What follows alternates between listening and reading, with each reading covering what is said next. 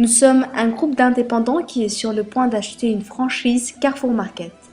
Nous allons travailler avec vous à travers 2 étapes afin d'avoir des clients fidèles et une rentabilité optimale.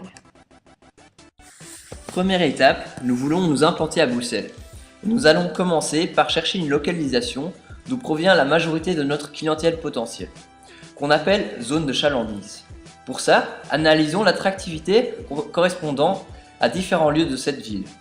Parmi les rues les plus fréquentées, celle qui retient notre attention est la chaussée d'Ixelles, qui est la 2e rue la plus fréquentée de la ville avec 9,7 millions de visiteurs par an. Maintenant que nous avons délimité une localisation intéressante, regardons de plus près quel côté est le plus accessible. Le consommateur doit pouvoir aisément approcher, pénétrer, traverser et sortir du site. La chaussée d'Ixelles étant une rue commerciale, nous devons éviter d'être dans une zone où le degré d'encombrement est élevé. Le consommateur doit pouvoir accéder facilement à notre carrefour. Prenons notre carte, le bas de la chaussée d'Ixelles et les alentours de la place Flaget sont à éviter, car il y en a une abondance de fréquentation dans ces lieux-là. L'espace de stationnement est quasi inexistant, car nous nous situons dans une rue commerçante. Nous envisageons donc d'ouvrir un parking souterrain pour nos clients. Notre carrefour est un lieu facile d'accès pour les consommateurs qui se déplacent en transport en commun. Le bus 71, 54, 38, le métro Porte de Namur, le tram 81 et 82. Parmi les magasins isolés, les rues commerçantes et les shopping centers, notre type d'emplacement est, comme dit précédemment, la rue commerçante. Voici un tableau reprenant nos avantages et inconvénients à être dans ce type d'emplacement. Le premier avantage est que nous allons avoir une large clientèle de par la diversité de produits, de services et de marques présents dans la rue commerçante.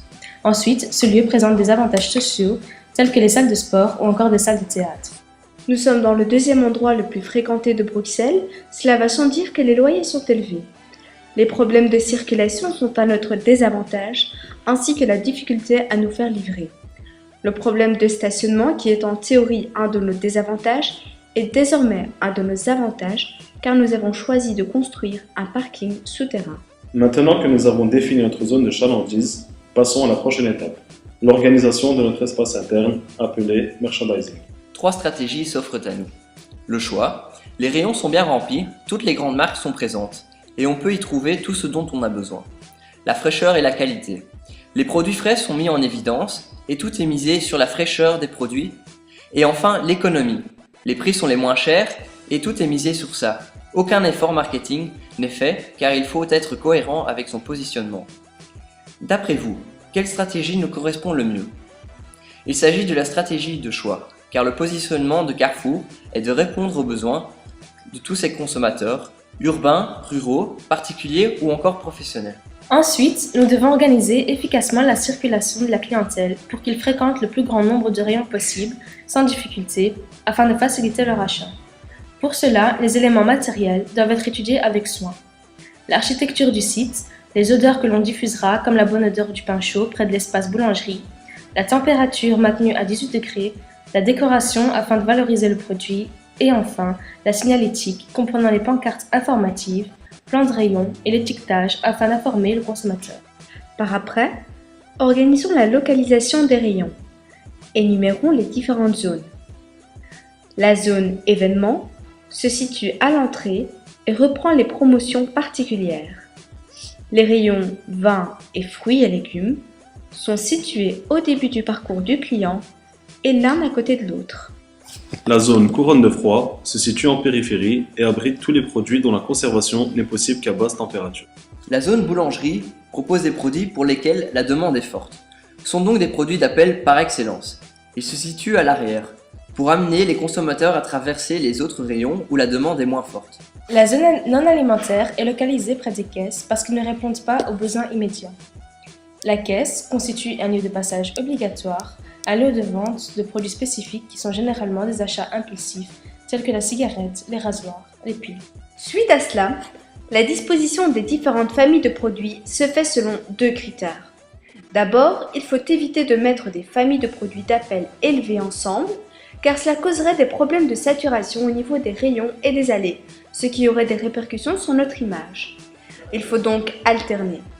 Par exemple, mettre le vin, qui est un produit d'appel faible, à côté des fruits, qui sont des produits d'appel fort. Ensuite, il est important d'avoir une cohérence entre les familles de produits. Par exemple, le café est à côté du thé qui est à côté du sucre. Enfin, l'assortiment des rayons n'est pas à négliger. Pour que celui-ci soit rentable et bien présenté, il faut veiller à la qualité de présentation du linéaire. Pour ce faire, 3 stratégies s'offrent à nous. La stratégie horizontale et verticale. Horizontale. Une étagère d'un rayon représente une catégorie de produits. Verticale. Une catégorie de produits est disposée sur différentes étagères. Cette stratégie est avantageuse car elle freine le consommateur. Ensuite, dans l'esprit du client bon marché, il y a la présentation de masse. Les produits sont disposés par palette. Enfin, la hauteur du produit est importante. Les plus rentables se situent au niveau des yeux et des mains. Les produits d'appel, les produits lourds ou volumineux sont situés au niveau du sol.